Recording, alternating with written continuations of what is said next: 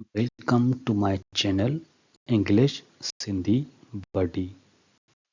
असांजो अॼु जो टॉपिक आहे present continuous tense. The present continuous tense describes actions that are happening now or frequently or are planned for the near future।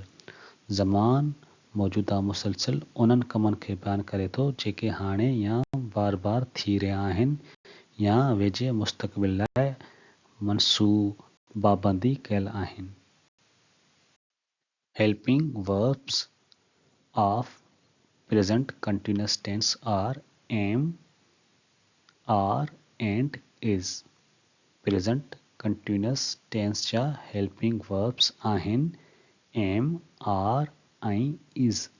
am is used with I, am I सां इस्तेमाल थींदी आहे। is used with he, she, it and any name। is he, she, it या के नाले सां इस्तेमाल थींदी आहे। are is used with you, we and they। are, you, we ऐं they सां इस्तेमाल थींदी आहे।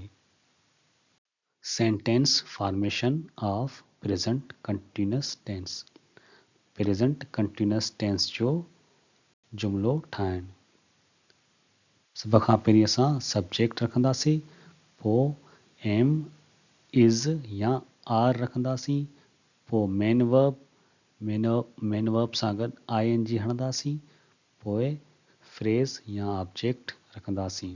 हिते आई सब्जेक्ट आहे, एम हेल्पिंग वर्ब आहे, गोइंग मेन वर्ब आहे जंहिंसां ING लॻल आहे, टू कराची फ्रेज़ या ऑब्जेक्ट आहे। I am going to Karachi, मां कराची वञी रहियो आहियां। प्रेजेंट कंटिन्यूअस टेंस जा कुझु वधीक मिसाल। आई एम प्लेइंग क्रिकेट, मां क्रिकेट खेॾी रहियो आहियां। He is learning how to swim, हू तरणु सिखी रहियो आहे। She is learning new concepts of grammar, हूअ ग्रामर जा नवां तस्वर सिखी रही आहे। It is playing with ball, उहो बॉल सां खेॾी रहियो आहे। You are reading a good novel, तव्हां हिकु सुठो नॉवेल पढ़ी रहिया आहियो।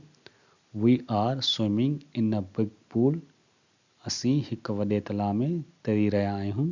दे आर गोइंग टू लाड़काना, उहे लाड़काणे वञी रहिया आहिनि। John is travelling towards London, John London ॾांहुं सफ़र करे रहियो आहे।